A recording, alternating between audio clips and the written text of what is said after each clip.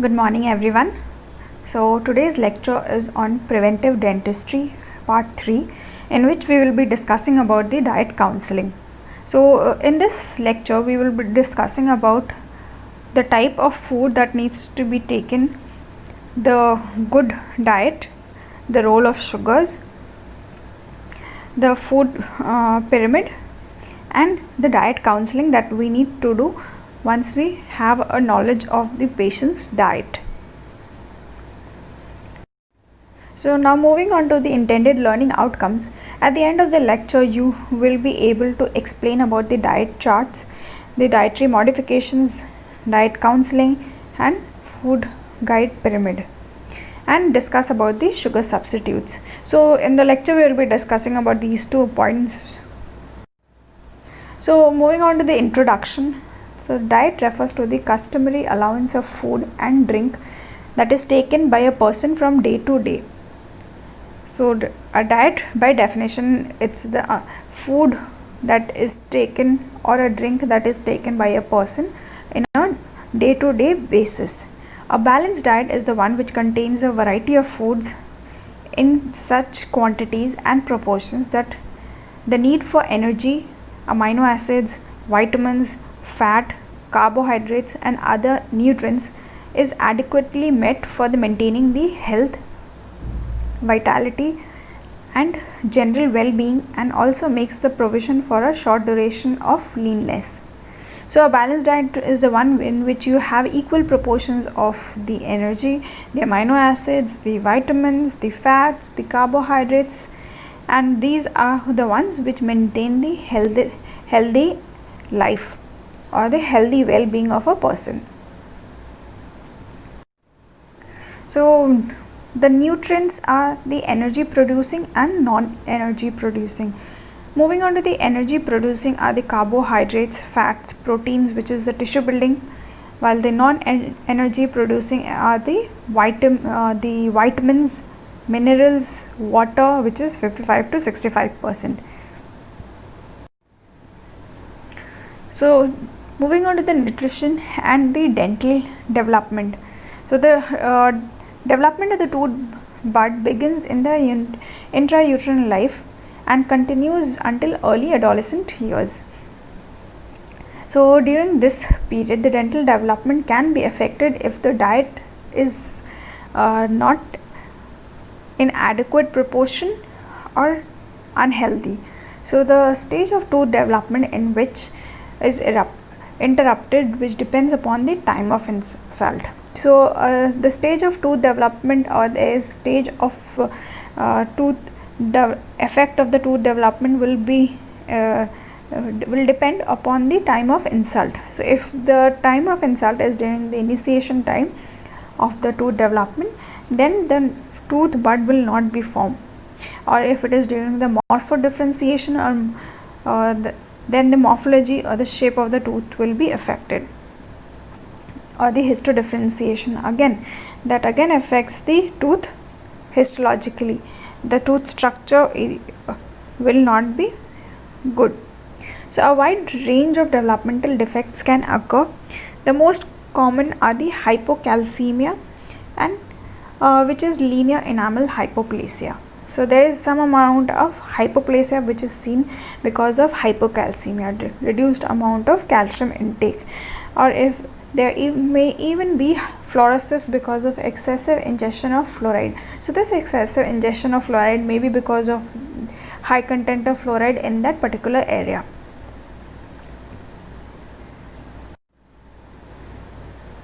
So what is nutrition and dental caries? So later we'll be discussing about the nutrition and the dental caries. The patient's diet and dental caries activity are related. So from a dietetic point of view, dental caries is caused because of the ingestion of fermentable carbohydrates, particularly sucrose. So if a patient or if a person takes the dental caries is directly related to the ingestion of the carbohydrates, especially sucrose, because sucrose is considered as the arch criminal. So because sucrose is the one which is the causative agent for dental caries. So the cariogenic potential of food containing sucrose depends upon the ability to be retained on the tooth surface. So a food which is there on the tooth surface or retained on the tooth surface for a longer time, so there are more occurrence of dental caries. This is because the longer the food is in contact with the tooth, more acid formation. This causes the dissolution of the enamel and hence dental caries. The food, especially the sucrose containing food, they are also cariogenic because of the acids that they form. As I've already discussed, the longer the food is retained in the oral cavity, more acid formation. There is the decrease in the pH, and this causes the dissolution of the enamel and hence dental caries. The frequency and time of ingestion are also very important. So the frequency, if the food is taken multiple times, there are chances of occurrence of caries is more, and if the meal time is reduced, the frequency is reduced, then less amount of acid production and hence less amount of or occurrence of dental caries can be seen. So decreasing order of the cariogenicity. See, a food which is adherent and sucrose containing food eaten frequently between meals, these are the ones which are most cariogenic. A food which is adherent, that is adheres to the tooth surface for a longer time, sucrose containing, and a food which is eaten frequently. Example of candy. So once a candy is eaten, it stays on the occlusal fissures for a longer time, so it adheres to the occlusal surfaces, and it is a sucrose containing. So, and if the child continuously consumes this candy, sugar coated candy, then there are increased chances of caries to happen. Adherent sucrose containing food eaten during meals. So if a food is taken between the meal time, then it is less chances of causing caries. Then non-retentive sucrose containing beverages consumed frequently between meals. So a food which is non-retentive sucrose containing beverage, that is a liquid diet, consumed frequently between meals. And the least one is a non-retentive sucrose containing beverage which is consumed frequently during the meals. So if you consume a sucrose containing food during the meal, it is better than consuming the food or drink between two meals.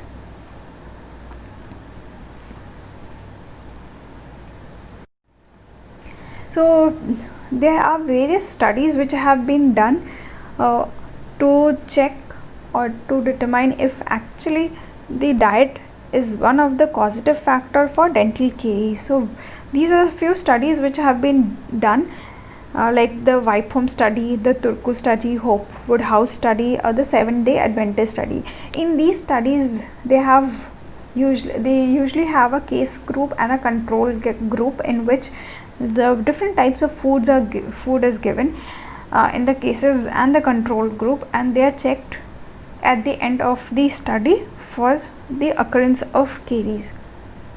So in all these studies, they have found out that food plays an important role in the development of caries, especially food which is high sucrose containing, retentive food which stays on the occlusal surface or into the oral cavity for a longer time. They are more prone to cause caries than non-retentive food. And food which is taken during meals and in between two meals, that also plays an important role for the occurrence of caries. So the role of milk and cheese. The presence of calcium and phosphate in the milk can prevent dissolution of the enamel, and milk has a protective factor which is as well. So milk and cheese plays a important role, that they are the protective factors. They do not cause caries, but they protect the tooth from the occurrence of caries, because they have something called casein phosphoprotein, which is present in the milk, and this is responsible for the caries protective effect. So our tooth mousse which we prescribe to patients, again it's a derivative of milk formed, which is the casein phosphoprotein. Cheese is also said to have anti-caries properties. But as we know that consumption, the milk is a good, or it form a protective effect, but the consumption of milk can be caries promoting or caries inhibiting. It may inhibit caries or it may promote caries depending upon how the milk is consumed, the frequency and the duration of exposure, or the addition of sugar. If the milk is added with sugar, it does not have any more protective effect, then it will cause caries. Then if the milk is taken before sleeping, or if the milk is fed to the child in a bottle with added sugar, then this again is the cause for caries to occur. Then cheese, as I have already said, has anti-caries properties. In details we will be discussing about in the next slide. Cheese is said to have anti-cariogenic effect. It is because of when cheese is consumed, it causes increase in the stimulation of salivary flow with favorable properties. So it increases the salivary flow, and and subsequently what happens, the buffering effect increases, and this in turn causes the neutralization of the acidic environment, and hence neutralizes the plaque acid. So once you consume cheese, there is increased flow of saliva. That flow of saliva subsequently has a buffering effect. This buffering effect will neutralize the acid from the plaque. It also inhibits plaque bacteria, and the effect of that inhibition on reducing the amount of bacteria, thereby reducing acid production. It inhibits the plaque bacteria, and this inhibition of the plaque bacteria affects the inhibition on reducing the amount of bacteria. Thereby what happens, the amount of acid production is also reduced. There is intake of increased alkaline substances, calcium or inorganic phosphate, and casein decreases demineralization and enhances the remineralization. So once you take all these alkaline substances like calcium, inorganic phosphate, casein, this decreases the demineralization and increases the or enhances the remineralization.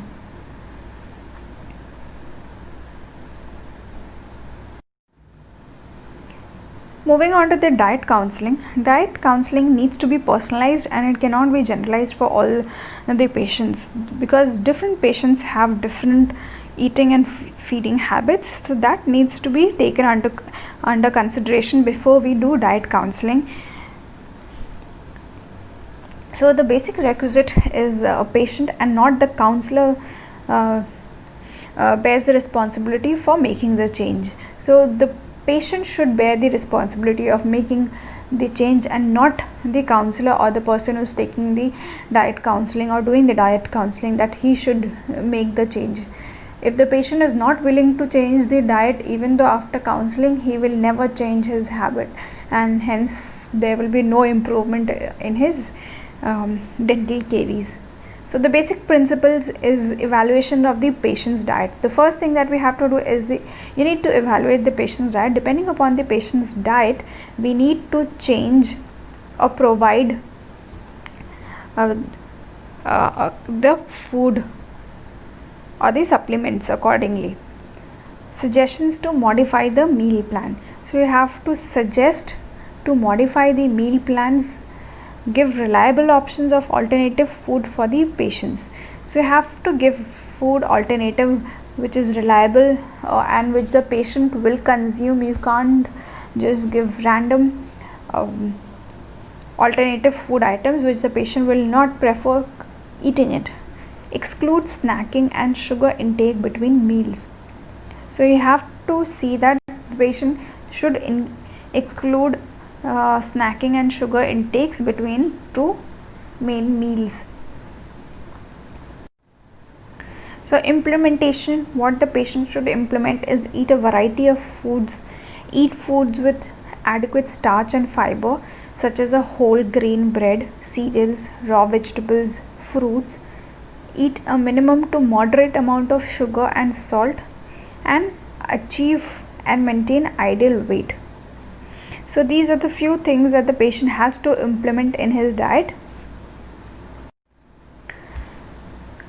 So which type of patient are selected for counseling?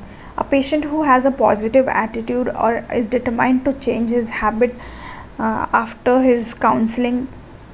These are the patients who should be selected for diet counseling. Then demonstrable needs for dietary improvement. As I have told, a person who is ready to change his diet, those are the patients we should counsel.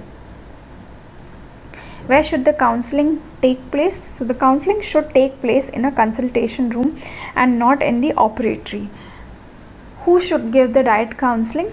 So either a dentist, dental hygienist, or the nutritionist must give the dental counseling.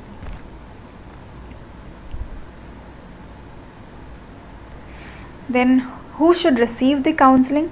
Children under 6 years of age, elementary school children, adolescents, all these age groups should receive the diet counseling.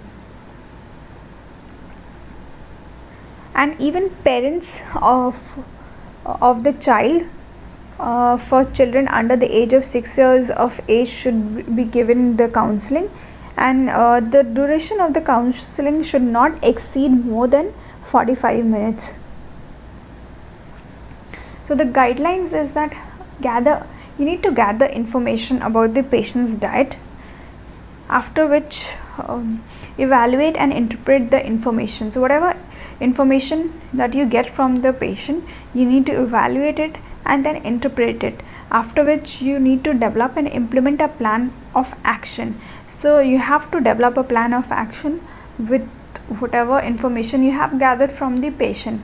Then you seek active participation of the patient's family in all aspects of dietary changes and follow up to assess the progress made.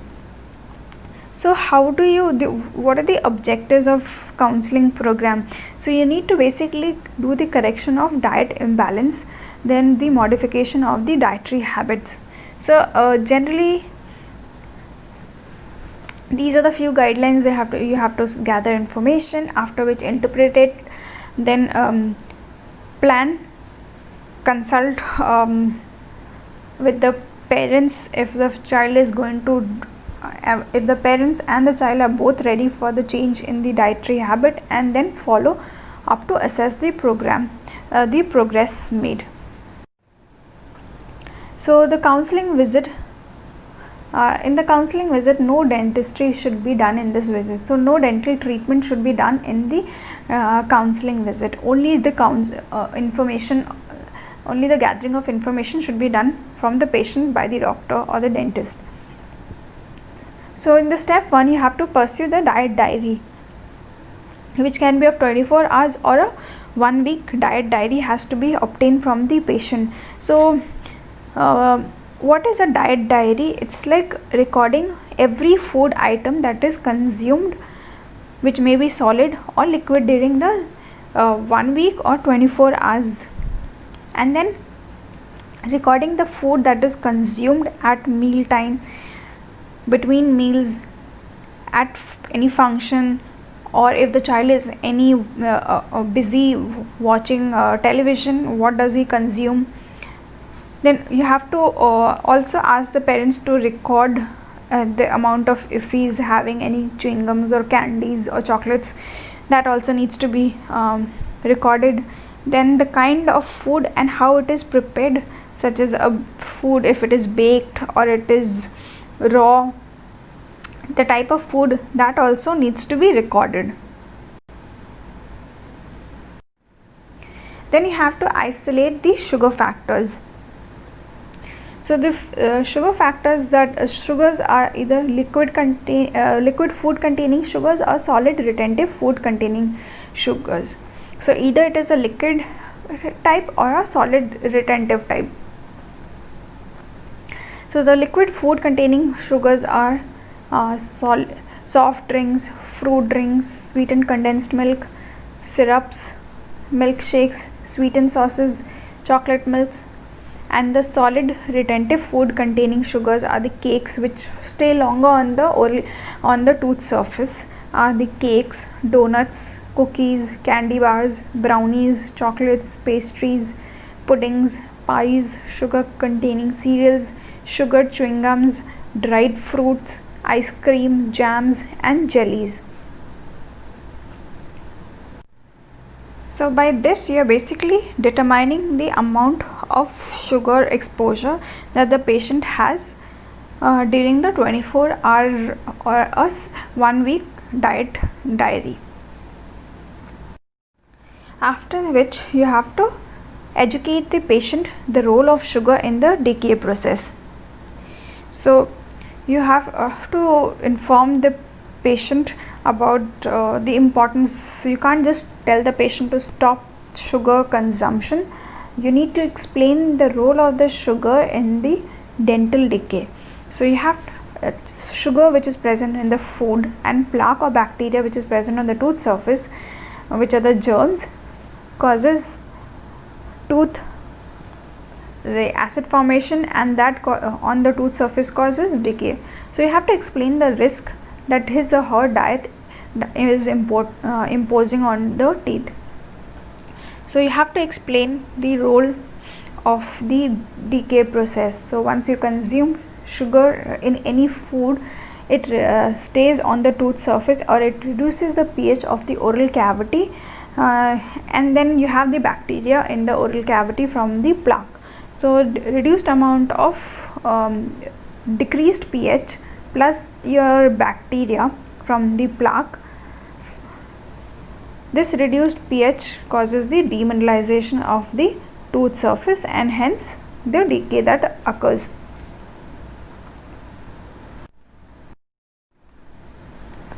So you have to determine the adequacy of the diet. So you have to determine the number of servings of food in each of the basic 5 food groups and compare this with the recommended number of servings. So this is the basic food pyramid in which the base is wider and when moving to the apex, which is the narrow. So the wider base means the consumption of the wider base is the bread, cereals, rice, pasta group, that is 6 to 11 servings, that is more number of servings has to be taken. Then we have the fruits and vegetable groups.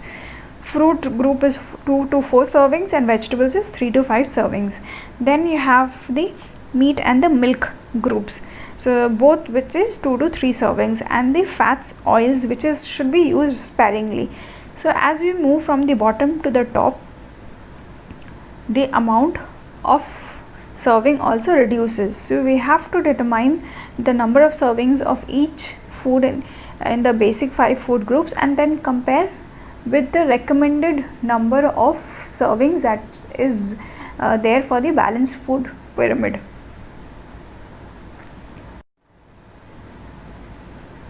So the number of servings also depends on the age. If the child is 2 to 6 years of age, teenage, then teen boys, teen girls. So if it is milk and milk products, then it is 2 servings for children between 2 to 6 years of age, and girls and boys is 3. Then meat alternatives is less for children below 2 to 6 years of age and teen girls, while it is 1 serving more for the teen boys. Then vegetables, again it's 3 serving for the children between 2 to 6 years. For the teen girls it is 4 and teen boys it is 5. And the same thing for the fruits and breads and cereals.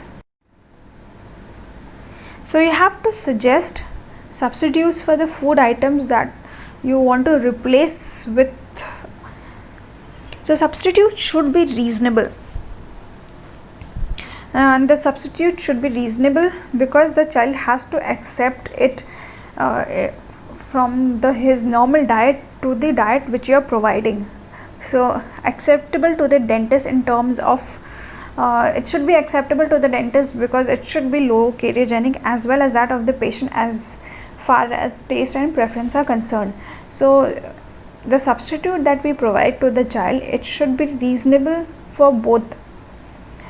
First, the dentist, because it should be low cariogenic, and the patient because it should provide him the same taste as his previous food.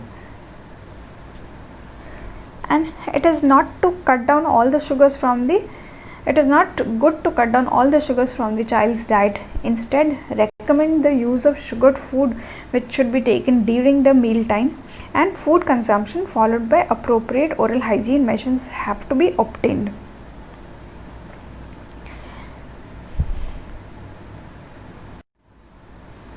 So the list of substitutes that can be given is nuts, popcorns, corn, chips, whole wheat biscuits, unsweetened dry cereals, cubes of ice, fresh fruits and vegetables, salads, sugarless chewing gums, pizzas, and we also give other different types of substitutes. Like instead of a food which is, if a child likes to eat ice cream, then the ice cream can be prepared at home itself, because when you're making it at home, you are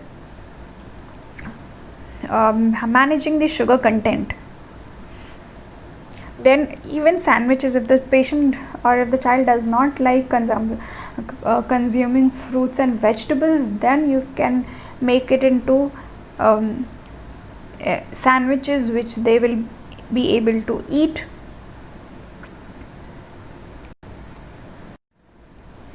Then the reinforcement by follow-up re-evaluation. So you have to evaluate the patient progress. So evaluation of the patient progress is seen by a follow-up. The follow-up visit is 2 weeks later from the first diet counseling which is done. Then the patient is asked to complete a second diet diary which is re-evaluated. So the patient, after the follow-up, the patient is asked to fill a second diet diary, and this diet diary is again re-evaluated and checked if the diet counseling which was done was it misinterpreted or if there's any problems with it. And then you have to recommend the changes in the menu if it is necessary. If it is not necessary, then we can still continue with the diet recommendations which we have already done. Then motivation by repetition, clarification and encouragement. You have to motivate the child of his good behavior, especially in eating whatever the parents are providing and changing his diet according to the dentist's recommendation. Then clarification of any doubt. If the parents are doubtful or needs any clarification, that has to be done. And encouragement. So encouragement to the parents and the patients for their good efforts.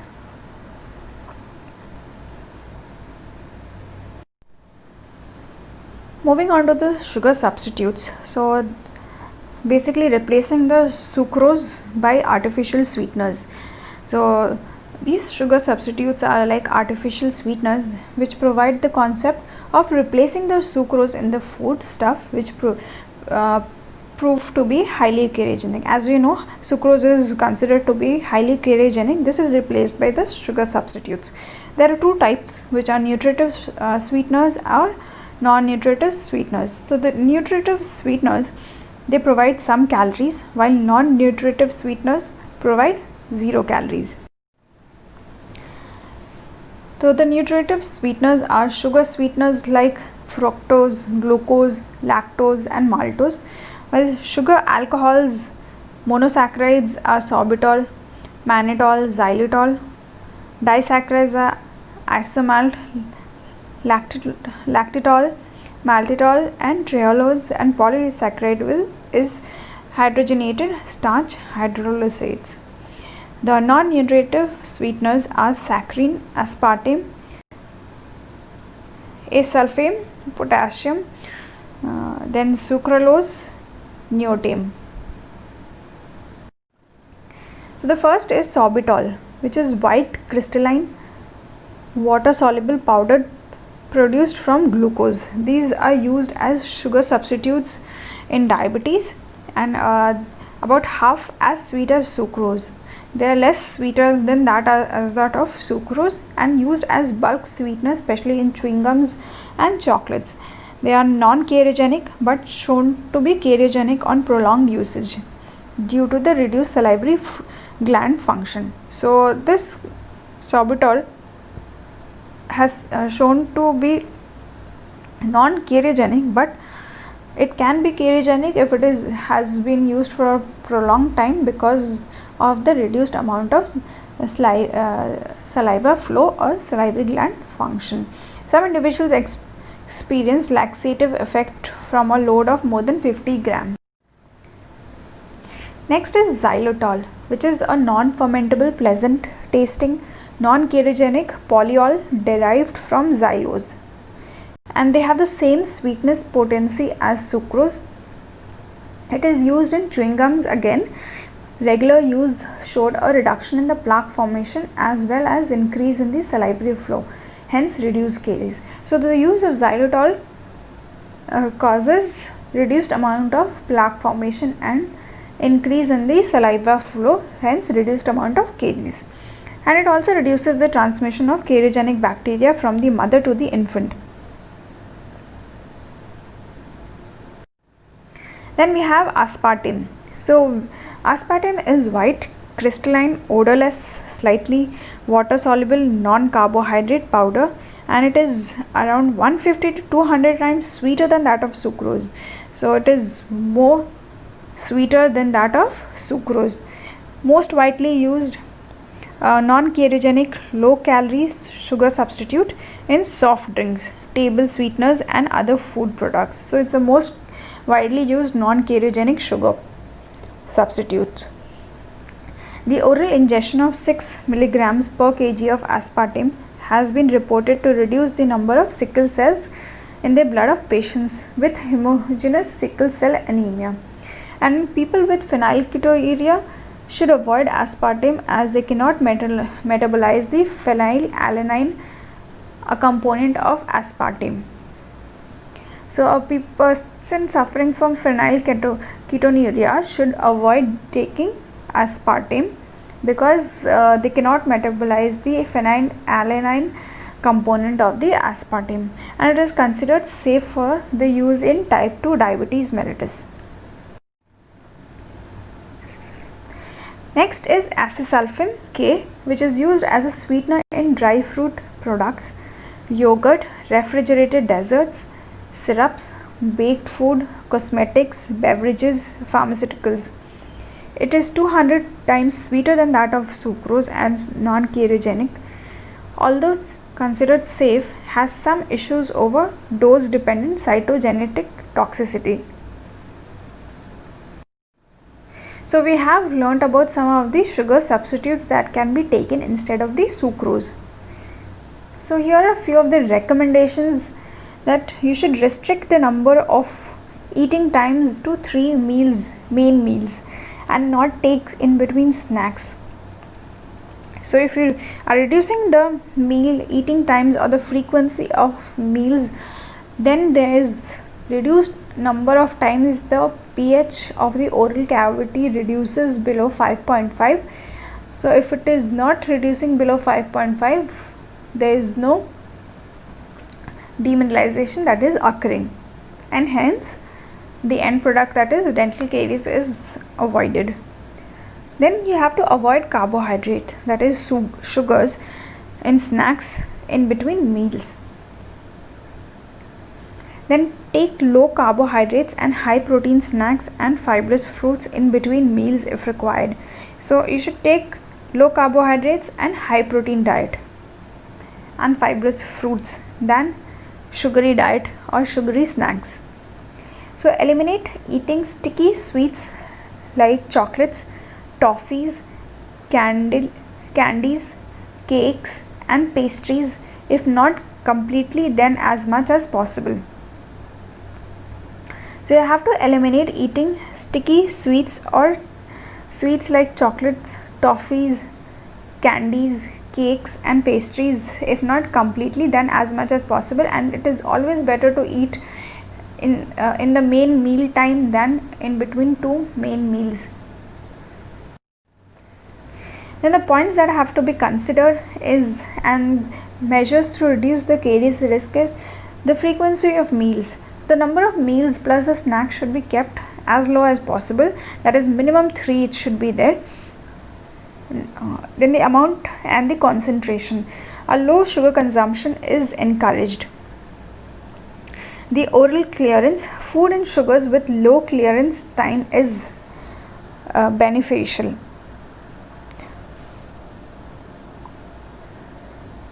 So the consistency is food needing active chewing is desirable. Avoid sticky food.